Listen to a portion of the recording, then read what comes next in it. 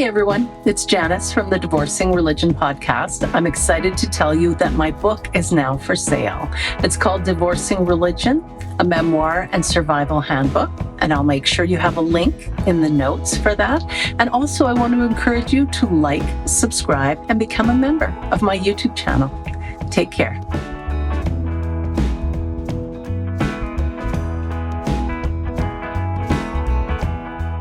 Hi, everyone. Welcome to the Divorcing Religion podcast. I'm your host, Janice Selby.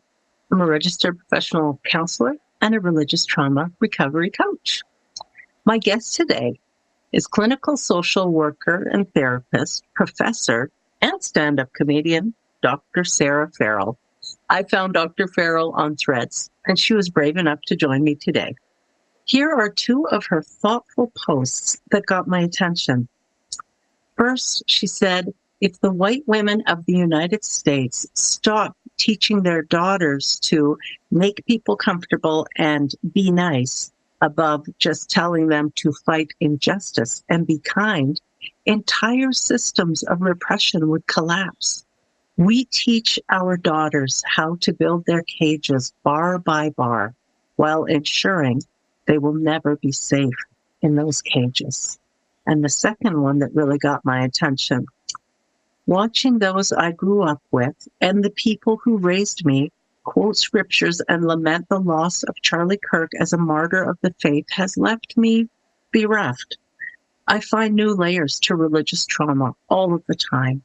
No wonder I wonder what the hell happened to me. This was the core of their beliefs. It is Christian nationalism. It is fear. It is control. It breeds hatred. It breeds abuse. We can't hide it anymore. We must name it. So powerful. Welcome, Dr. Farrell. Welcome, Sarah, to the podcast. Yeah, thanks for having me. You found me behind my stage name. That's right. That's right. And, part of what also really intrigued me is the fact that you've had the courage to do some stand-up comedy routines. I just love that. And I wonder if that's something that's still ongoing for you, or is that on hold right now as you focus on your career? I mean, writing is still going. I'd love to get back into it, but I haven't been up on stage in a little bit. It's something I'd like to get back into. But not right at the moment. I haven't been out in a while. Is it terrifying? Did you ask, is it terrifying? Yeah, to get up on stage and tell your jokes. No, actually, it feels really freeing. It's like, maybe this speaks to our topic today. It actually feels like a place I could finally just say something and feel free to really do it. So no, I actually really enjoy it. Nerves sometimes, but no. That's so encouraging. Thank you for that, because that's next on my list of challenges that I would like to give myself and opportunities is to get up on stage. I've been on stage before many times as a musician, but to stand up and actually do some comedy, particularly shedding a light on some of my former beliefs from when I was a devout Christian and some of the things that where I'm at now, and I look back at the things I believed then, there's just been so much growth and change. It's incredible to me. I'd love to hear about your growing up and how religion influenced you. I think the better or the more easy to answer question is, how did it not influence me? I think so. I grew up in a very small town in the middle of the desert. An insular religious group is what I try to say now. And so everything was within the church. So I went to parochial school in the back of my pastor's house. And so within that, it's like every piece of my upbringing was within the church. Church was pretty much every day of the week. All of my friends were within the church. Everyone I knew was within the church. I would say the only times we weren't within the church was medical care if you got it, but that's a stretch. And then going to the grocery store. But there was pretty strong in-group, out-group thought processes. So we kind of understood from a young age that there was us in the church and there were people out of the church. And so my education was highly religious. Even, I mentioned having a stage name on Threads, and even that, learning to speak out has been very difficult because the work that I'm doing now is obviously somewhat, we'll talk a little more about that, but the work I'm doing now is difficult because religion was the truth. And that piece, there was so much shame built into my upbringing. The way that we practice religion as a very fundamentalist, evangelical, non-denominational group was highly focused on sort of death of self and focused on raising people to sort of continue that work within the church. And so, especially as a woman, that was highly focused on. There was sort of a couple of tracks one could be on, and it's not the track I ended up on. So I'm a bit of black sheep in that way. And so yeah, I would say it's impactful in every aspect. I don't think there's an aspect of my life that hasn't been impacted by the way I grew up. Right. So at what point were you able to put some distance between that intense immersion that was kind of your framework for your world and the world that you lived in, and then to get to a point where you realized, okay, there are other ways of existing in this world, and they don't necessarily mean that a person is evil or bad or wrong just because they don't believe the way I was raised to believe. Were those thoughts that were coming up for you as a teenager, or did they not even really come into focus until if you left to go to a university and you are in the United States? Yeah, I am. So I grew up in California, in the United States, and I would say I was a question asker from a young age. That was a problem. Being a not unintelligent woman from a young age, I was asking questions young. I feel like everybody was afraid, and they were afraid of questions, which didn't make any sense to me. If you're preaching of a God that could create a universe, it didn't make any sense to be afraid to ask questions of that entity. That's a big enough entity to do that. It did not make any sense to be caught in binaries and to be afraid of asking questions. But I remember watching that and being like, that didn't really track to me, even from a very young age. I would say I don't think I really knew how odd it all was, my upbringing, until college. I remember sitting and telling a story about my upbringing, which is fairly layered in abuse. It was pretty abusive. And I remember telling that story to a group of college girls in the dorm, and everybody froze and looked at me. And then there started to be sort of this understanding that, okay, the way I grew up wasn't normal. So there was sort of this, the deconstruction process, as it were, has been slow, because then there's the deconstruction process of, okay, well, the way I grew up was fairly extreme. But then the idea of there are lots of other religious practices, and those have their own way of existing in the world that are different from the way I grew up. So I'd say over time, that process has taken decades. It was certainly education had a huge piece in that, though. Did your folks want you to go to university or college? Certainly not. No. I would say they've tried to be supportive, to be fair to them. I'm a first-gen college student, so like it's not an understood variable for them. My father said to me that I didn't need to go to college. I would just get married and have children. But they've tried to be supportive as I have. I just don't think they understand it fully, like why I'd want to. I think that's shifted as things politically have shifted. We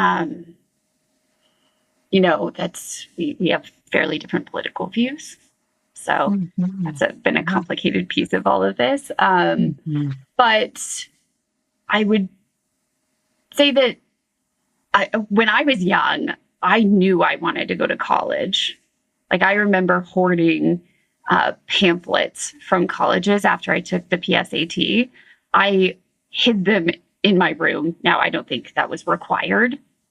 They felt so special to me that I had them in a folder in my closet, just like hoping someday I could go because it felt like the way out of where I lived.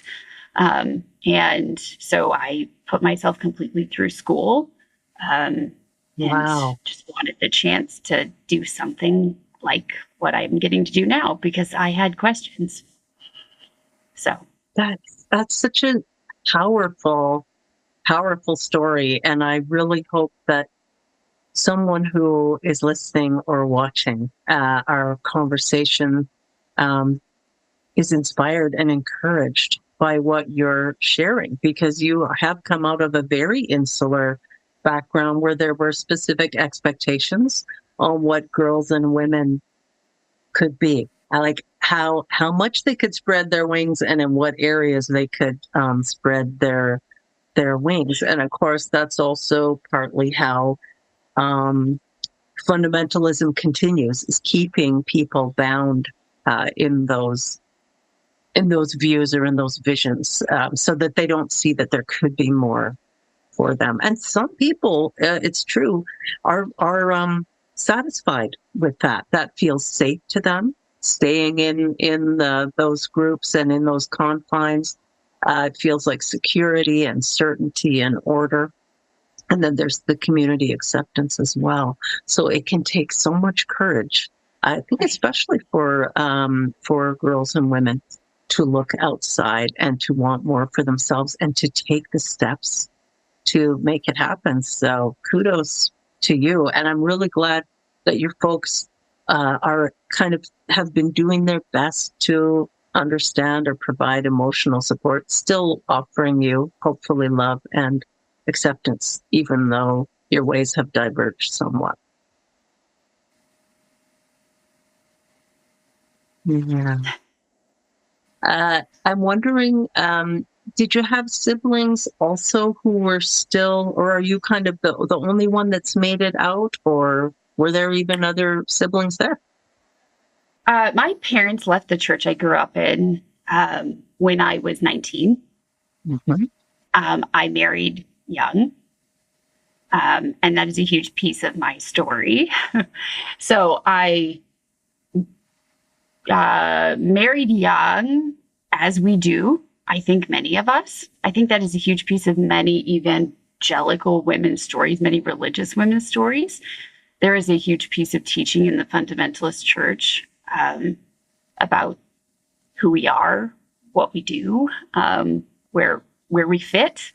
And I did that. I did the thing. I thought I could have it all, but I tried to fit that have it all into the narrative that was the narrative that sat in the fundamentalist church. And I tried to add in the other puzzle pieces kind of into that story. And it worked for a bit. So that's why I'm saying my deconstruction story is interesting because it lasted longer than a lot of people's. I got my master's, I became a therapist, and it all kind of lasted until 2020, I would say. And it wasn't that I believed it all still. I wasn't attending church. I hadn't attended church really since leaving the childhood church, but still tenets of faith and existing in somewhat of that structure was still kind of salient for me. There were kind of these steps out of it for me, like this process of starting to deconstruct was long for me. Like I wouldn't have said I had deconstructed at that juncture. I was married with children, raising them somewhat in faith, but not in the church. And I would have been open that I was not raising my children in the church. But I was raising them with a faith. But all of a sudden, 2020 hit, well, 2016 and 2020, and sort of watching the church's response to tying itself further into white nationalism. And I'm a social worker. These things matter to me. Watching communities be harmed, sitting with communities, like sitting in a couch and watching the personal impacts, watching the impacts of COVID, watching people die in my practice, and then walking out and watching the lack of care. And all of a sudden, it all started to shatter for me. I felt like I couldn't do it anymore. It started to deconstruct in my own life. And the question started to be like, what did they do to me? Like that became the narrative. What did they do to me?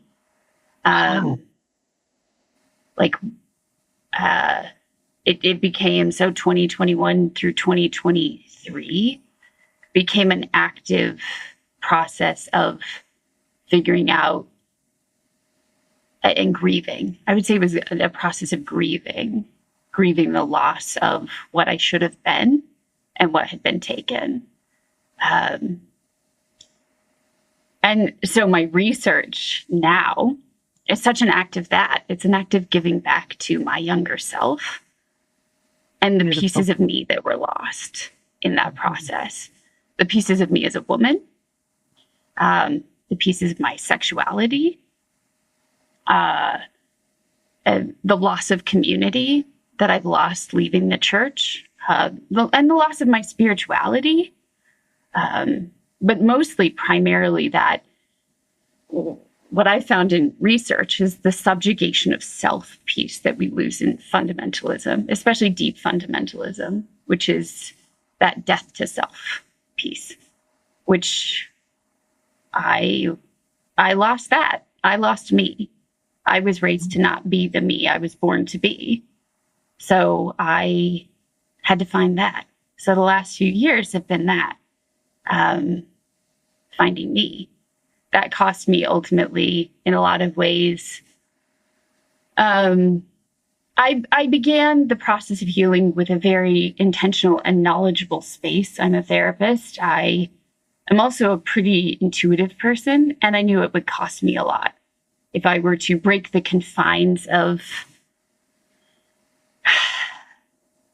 the cage that I'd been set out to be in, the comfortable space I'd been raised to exist in, to make everyone around you comfortable, Sarah. So if I were to deconstruct that, it would cost probably everything and everyone.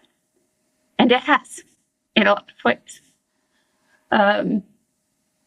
Ultimately, I think it cost my marriage, even though now we are in a great space. We co-parent and we are great friends. I'm so glad. But becoming who I needed to be meant becoming not what I was and not who he married, which is entirely fair to him. I married a wonderful man, but I wasn't who he married anymore. Not when I became who I was actually meant to be.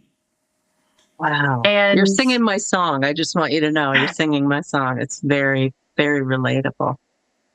That process of becoming me, it was so scary to go into it knowing. I remember sitting on my stairs in my house that is no longer my house, knowing it was going to cost me that, probably. And it did. But me, the me I've become is worth all of that. Like getting to Wow. be me in fullness is so worth all of that. Now, my divorce was mid PhD program. Um, Oh my gosh. so, and I have chronic health issues. It's been a brutal few years. And then I got to traverse dating, which is a whole nother thing. Oh gosh. Yeah. There is a Oh, piece of all of that. And I'm actually writing a book about all of this as well. So I'll just throw that out there.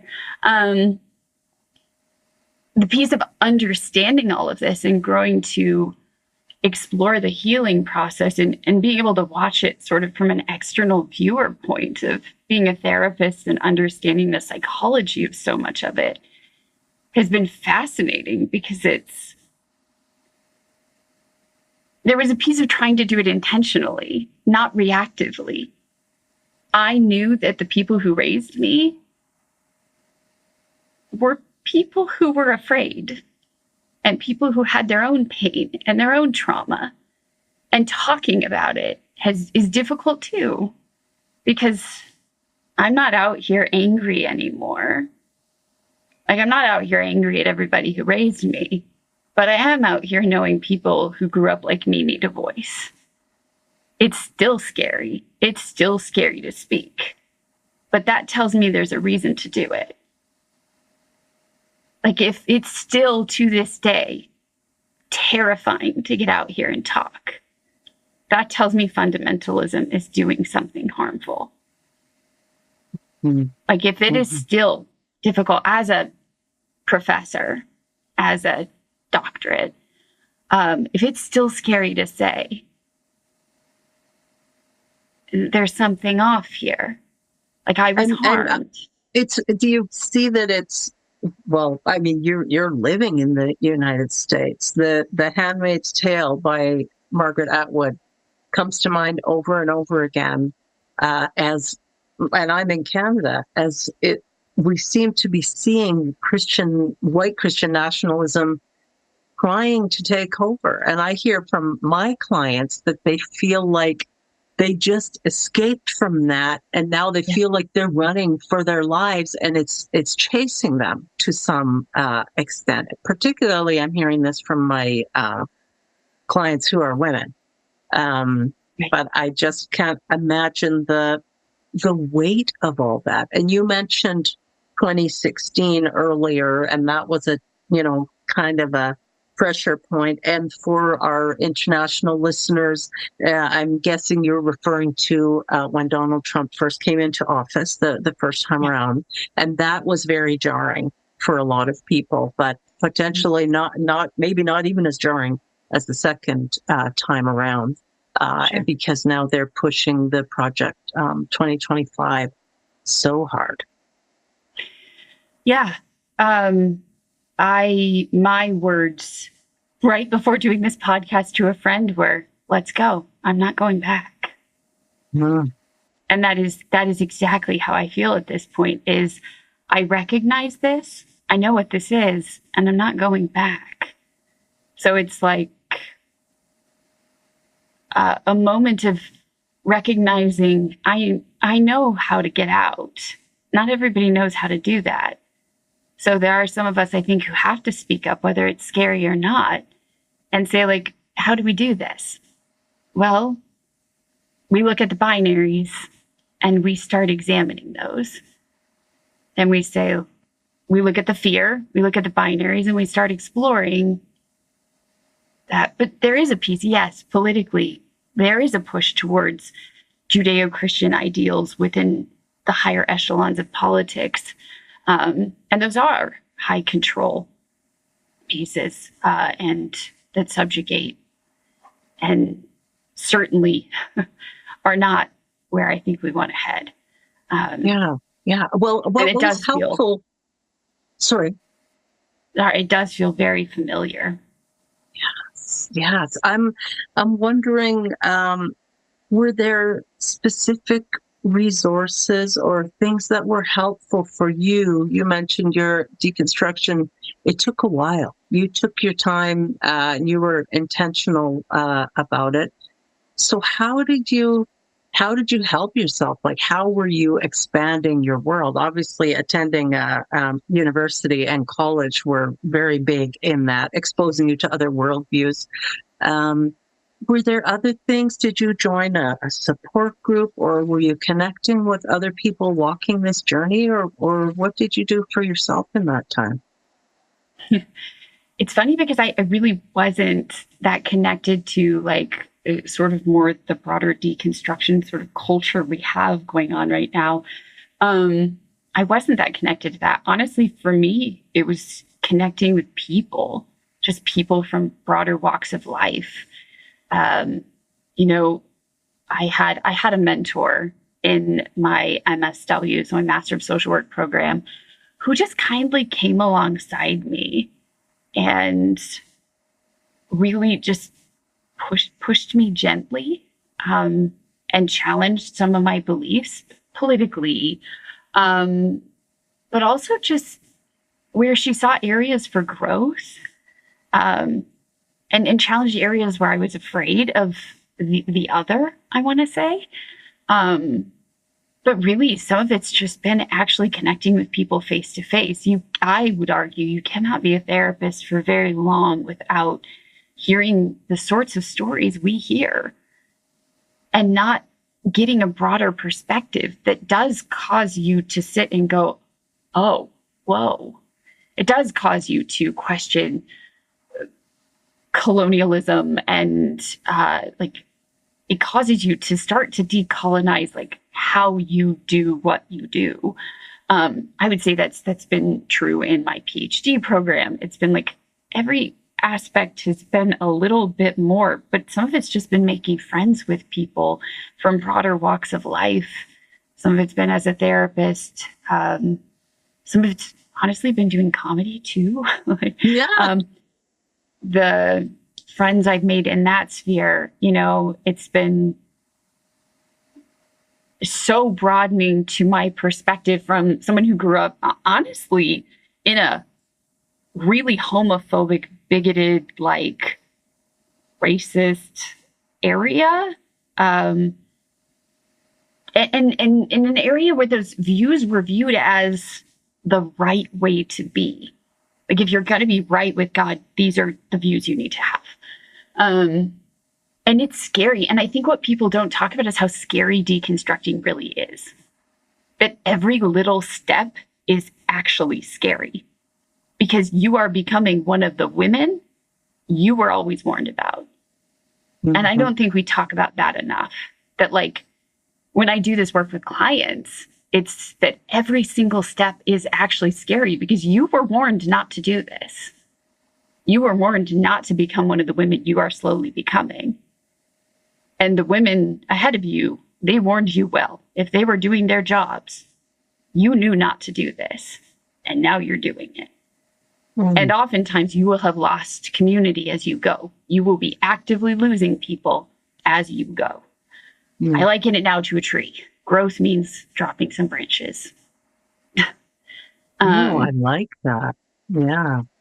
And it doesn't mean you're doing it wrong, but it's difficult and it's scary. Yeah. And so that process, pains. Yeah, there are, certainly are. Like, deconstruction is not a simple process. And for me, that's meant losing all connection to childhood, history, hometown, all of it. Family. You mentioned earlier, family being supportive. I don't actually have contact with family anymore. Hey, it's Janice. Did you know it cost me $35 to produce and edit every single Divorcing Religion podcast episode?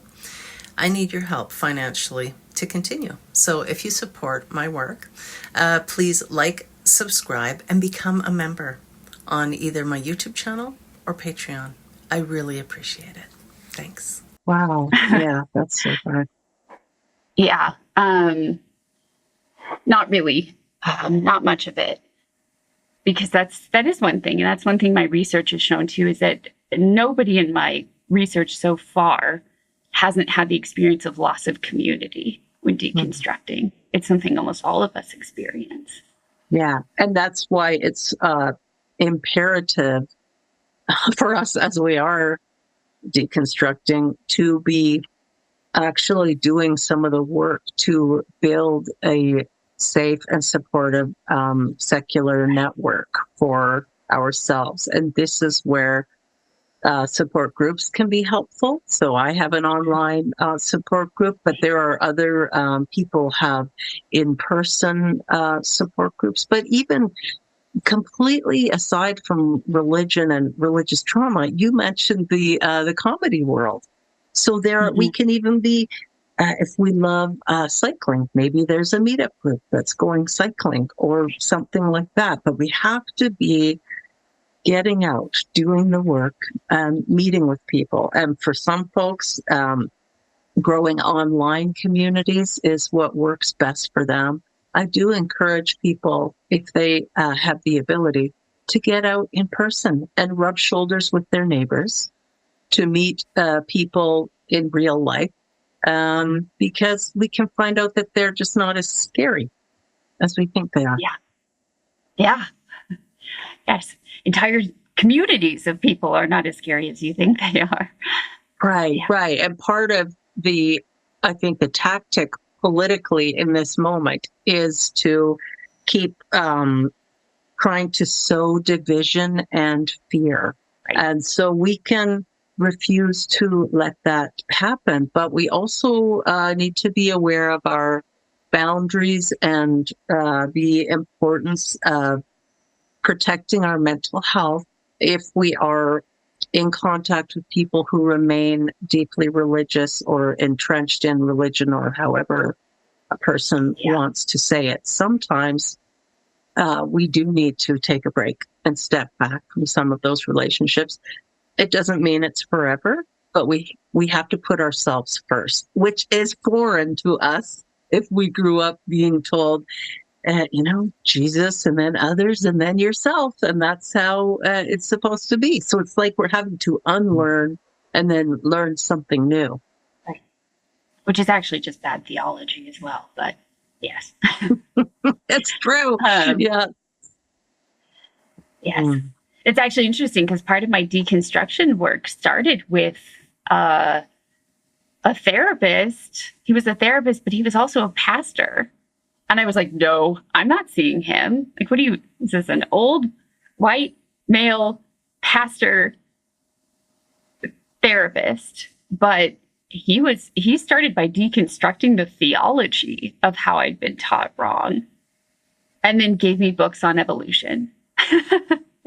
Wow. And so that was a huge piece of like beginning my work. This was before I started my PhD program. He was very instrumental in that, like, talking to me like, Sarah, you have a big brain. Go use it. Don't be afraid of thinking. Nice. And it was beautiful work. He'd also been arrested protesting for unhoused individuals' rights, and it was wonderful. So I think it is getting out and not making assumptions about other people, and staying in contact, staying in consistent communication where we can. I think you're right. There are times where it's not doable, and we do have to learn to care for self. He actually asked me once, he said, Sarah, if you actually did what you're saying in your head, if you actually were to love others as you love yourself, what would that look like? Like, if you actually treated other people like the voice in your head for yourself, how would that go? Wow. And it was like, oh, I don't say the nicest things to myself. Like, I don't. So it's like he flipped some of those things on their head. So that was good work.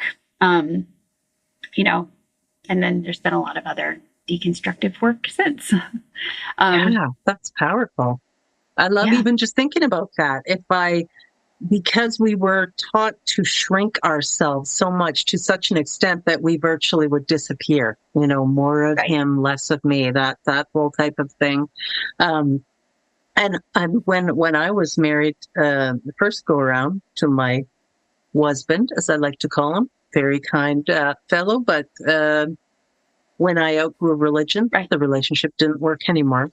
And he was very kind and thoughtful. And he one time told me, Jan, you're making your circle so small, because in an effort to be as holy as possible, right? He said, how small are you going to make that circle? And it turned out I was going to make it pretty freaking small, to the point where it wasn't tenable anymore. So I appreciate some of the voices, even from people who still are in the church, but who aren't perhaps taking the Bible literally. And because that seems like that can be a problem, where a lot of fundamentalism can creep in, the whole idea of taking it literally. And something that was helpful for me was Joseph Campbell and the power of myth, and recognizing that ever since there have been stories, people telling stories to try and make sense of the world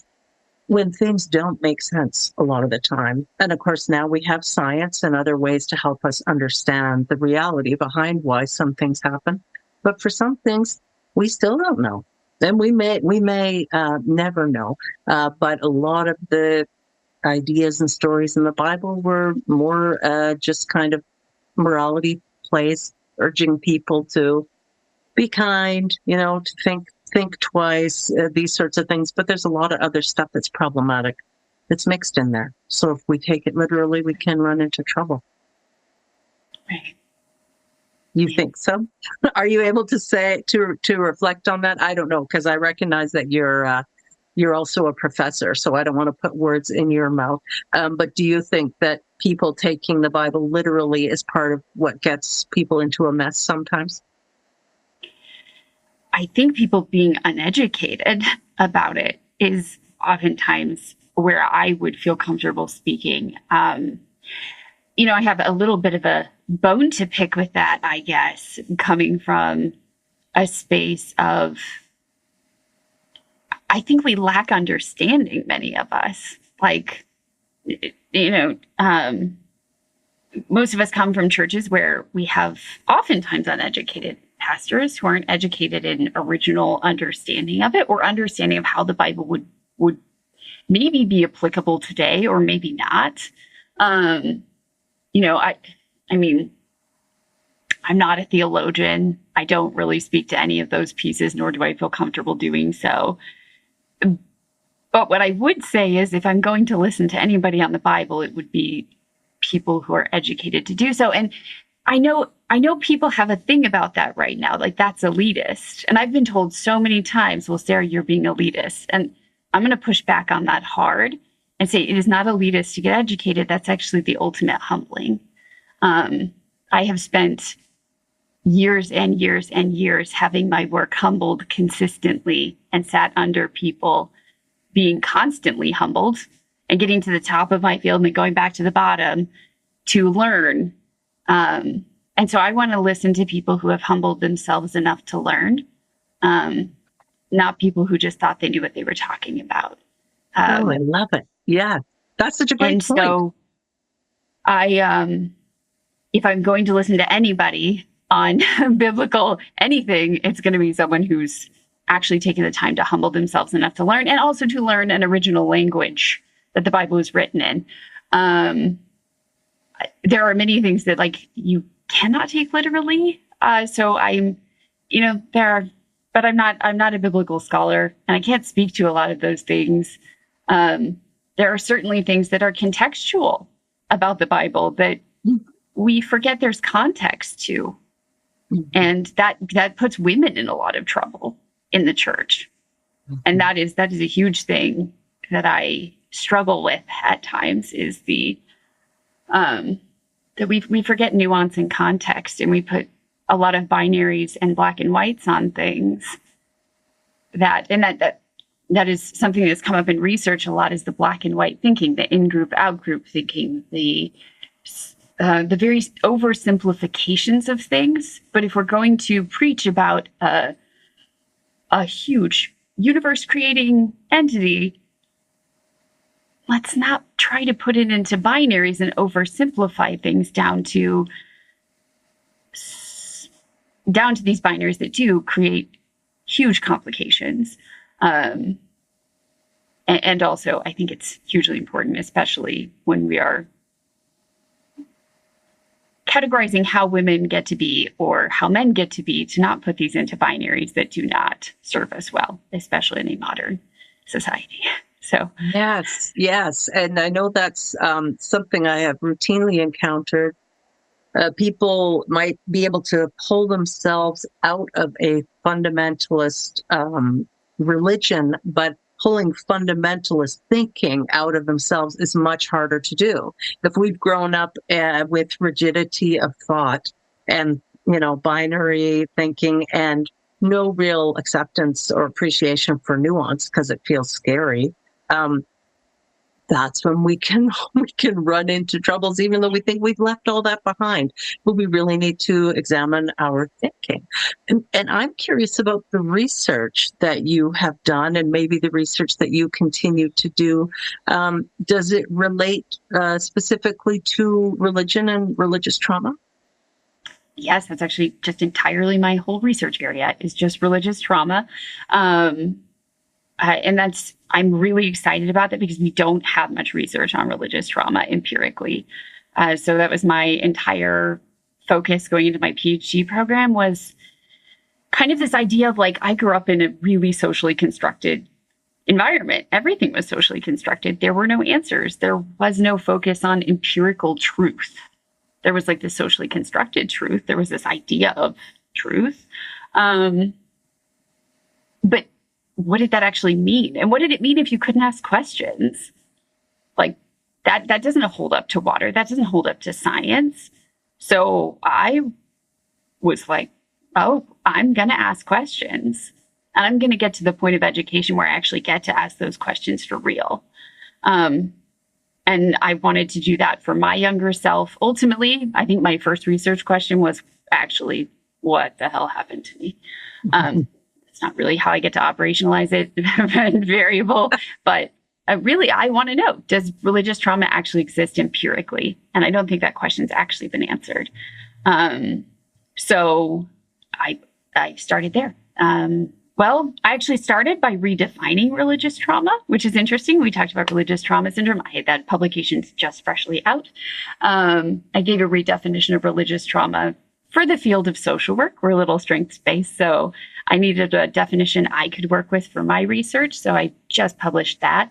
It also gives a little bit of an eco-spirituality bent for people who feel like they've lost spirituality, which is a different thing, religion versus spirituality. Spirituality is a component of who we are, how we connect with the world, the environment. Even for people who aren't religious, they may want to be able to connect to their spiritual selves. So I talk a little bit about eco-spirituality in there as a component of connecting to the self. So that paper's freshly out. It's peer-reviewed. I have links, I think, in the show there. So I have that. I've also done a qualitative study that's a national study, talking to people who grew up, millennials who grew up in evangelical fundamentalism, looking at were people's experiences similar in different geographic areas? The answer is, yeah, actually bizarrely close. And so that found some different impacts from growing up religious, health impacts, loss of community, loss of spirituality, and subjugation of self were the main themes that came out of that work. And then from there, for my dissertation, I actually tested those each quantitatively. That was an interesting study because I had to use secondary data. Not a lot of exciting information came from that, except I have found in replicated work that if people grew up religious and went to services really regularly, they went to services a lot, and the service attendant seems to be an interesting variable with that. But I do know that if people went to services a lot, even controlling for current being religious or not, we make decisions differently still in adulthood. So that's something, when you're asking what I'm doing now, or where I'm going with this, I'm trying to figure out exactly how does one research such a big topic, and how do we do that scientifically? Because honestly, I think for a lot of us, we've had enough of the anti-science. So how do we actually dive into the science and really figure this out? And that is a really complicated question. Some of that to me goes to, making sure we define variables well. But really that's what I'm working on. This is exactly what I'm working on. Defining this well, getting big national studies going. I have some funding now. So yeah, I'm looking at sexual outcomes as one thing, purity, culture. I don't have any studies going currently, but I will be working on that soon. I'll be. Oh, wow. Researchers find me frequently related to religious trauma because they reach out to me and tell me that they are doing a study, and would I be willing to, share the link with people who self-identify as having religious trauma? Would they be interested in participating in the study? I would say you're probably my sixth researcher that I maybe have had on the show. And even just before I got on with you here, I did a consultation with another one. And most are in the United States, some are in the United Kingdom. And also, I think maybe they come to me because they hear about the Conference on Religious Trauma, or CORT, which is a conference that I founded. So I am thrilled that research is being done about religious trauma. And I feel like it is slowly making its way into the broader society, where people are having more of an understanding. Because when I first started doing this work about 2018, if I said religious trauma, people would say, "Oh, you mean what priests do to children, if they're interfering with them?" And that was their idea of religious trauma. But of course, religious trauma can be pervasive if we have grown up in it, and it can permeate every aspect of our life, including the decision making, like you mentioned, that we still do today. And even just before you and I got on, I made a little reel about why do ex-Christians, why is there so much fear if we send a text and the person doesn't answer the text, someone doesn't respond to the text right away? And it does relate to things like we were brought up under constant surveillance and judgment. So that there's fear. We think that we did something wrong all the time, even if we didn't. And we were taught that people pleasing was a virtue. And so that's something we can still kind of carry with us. And our bodies were taught that disagreement could mean danger. And so silence still feels like a threat if we don't hear back from somebody. And they might just be busy. They maybe got a new phone. Like, it could be anything going on. But because of our training, we still misinterpret it kind of through a trauma lens. Absolutely. There's so many aspects like that. Like, that's one of the things I actually would be interested in doing a study on, is sort of the watching, like the being watched sort of phenomenon. I mean, there's so many areas, but perfectionism, Christian kid perfectionism is like that's a whole thing. It's pretty intense, but also the modesty piece. I've seen you mention that briefly. Purity culture is the satanic panic of the 90s. Like, there's so many aspects of it that I think were so all-encompassing that when you ask, how did religion impact my life? I'm just like every day. How did it not? Yeah, there's some aspects where it's like, okay, well, that was fairly unique to my upbringing, given that it was so insular and so like abusive in like specific ways. But there are other aspects where I'm like, I know that there's things here. And the concept of original sin, for example, is something I would love to get some work with some theologians perhaps on doing some research on. Yeah, I mean, there's a lot of pieces to it. A lot of times when I work with clients, for example, they have very strong visuals of what hell is. Like they'll have like verbal phrases or actual visuals from it being a young child and hearing about hell very young, and ideas of attachment and connection to like the idea of someone, the person who's supposed to love you the most, being a conditional thing. And if you don't get it all right, what happens? You're tossed out. So that perfectionism is so deeply rooted in attachment and attachment figures. And that is a huge piece of my work at this point, is connecting like attachment work, familial work, how we connect to people in our lives when our attachment systems are deeply rooted to a conditional love when we were raised in this. And there can be that a disruption to the attachment with our parents if they are telling us how much they love us, and they love us so much that they have to beat us if that's what that just that causes all kinds of trouble when we're considering attachment. And that's, I'm so those glad, are things I can speak to seeing clinically. Yes. I would love to get to look at them empirically and get data on that. I can't speak to them yet from that lens, but it is something I've seen in my practice a lot.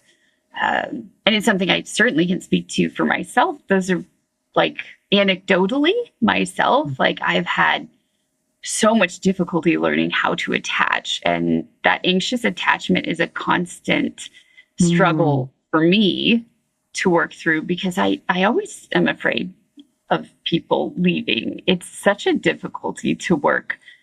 I mean, like, sure, there's some ways my perfectionism has served me well, but this is not how you should have to get there.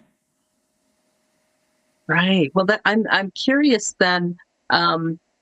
So your thought processes and your whole life has changed so much, and now you have the opportunity to be parenting. And are you parenting infinitely differently than you were parented? Because it's like it's uncharted territory when we're trying to do it different. Yeah. There are some aspects where I just sort of parent from like a therapeutic standpoint, where I'm still a fairly boundary parent, I would say, but I am all about asking all the questions. If they have questions, it's like, let's look them up. Let's figure it out. Like, ask as many questions as you have. My oldest son has said, he's like, I think he told me most recently, he's like into Buddhist philosophy. And I'm like, okay, cool. Tell me more. We certainly have parented from a place of like, learn as much as you can and gain as much as you can. And let's teach them how to learn critically, because that is such a huge thing. We are very into learning critically and assessing knowledge critically, because not all research is the same. And that's a big thing for how we parent, but we've been very open, and I've tried to parent less afraid. That's what I would say. I try to parent my kids as unafraid as I can, not afraid of other people. Obviously being smart about that, but I don't parent my kids afraid of other cultures or afraid of other, I want them to be around as many people of as many orientations and everything as possible. I want my kids to grow up in diverse areas and around as many schools of thought as possible, so that they can be people who aren't afraid of the other. Wow, what a gift. That is such a tremendous gift that you are giving your children. Well done. That is really cool. And I want to give a shout out to Dr. Melanie Tresek King, and her website is called Thinking is Power, thinkingispower.com. If you are interested in learning about critical thinking, I just offer this to anyone who's listening or watching. Check out thinkingispower.com. It's a wonderful website. I'm still growing and learning about critical thinking because it's not something that I was schooled in at all. And I just think it's so important. Would you just tell that story before we go? I asked you when we first connected today, you have a picture of a kiwi bird on your website. And then I wondered, oh, maybe New Zealand is in your background, but actually you had a whole different reason. Do you mind sharing that story about the kiwi bird? This was part of as I went on to practice on my own clinical practice, and I was like brainstorming, what am I going to do for a logo? Logos are such a thing. They oftentimes look pretty similar. And I was like, I don't feel like any of these fit me. I'm not the most typical therapist, and none of them fit. And we were just standing in the bathroom. It was sort of like my whole little family of four. And I said, I was talking to my then husband about it, and my son just goes, how about a kiwi?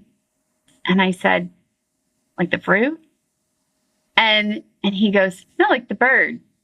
And he goes, because kiwis aren't like other birds. And we're not really a lot like a lot of other people. And it's really fitting. We're a fairly neurodivergent family. And I think my kids sort of recognize that piece of kind of a little bit of odd ducks. Maybe it should have been an odd duck, but the kiwi sort of fit. And, it kind of has this connect the dots sort of piece on one side that moves to a picture on the other. And in my practice, that's what I try to do. Connect the dots, make meaning. That's what I try to do in research. Move from pieces to making meaning. Yeah. So it sort of just works and fit. And yeah, that's such a great story. I love that. How can people find you and get in touch with you? I think using my website works. I do get a lot of spam through there, but I will sift through it and find it. Email absolutely works. I do have social media if you are willing to also sift through my sense of humor, which is sometimes palatable, sometimes not, probably. But my website works great. Okay, and I will have all the links for that available in the show notes. It's been such a pleasure talking with you today and learning a little bit about your journey. Thank you for joining me. Yeah, thank you so much for having me. This was lovely, and I look forward to staying in touch. Excellent. And thank you, everyone, for tuning in today. I hope you enjoyed our conversation as much as I did. Please take care, and we'll see you again soon.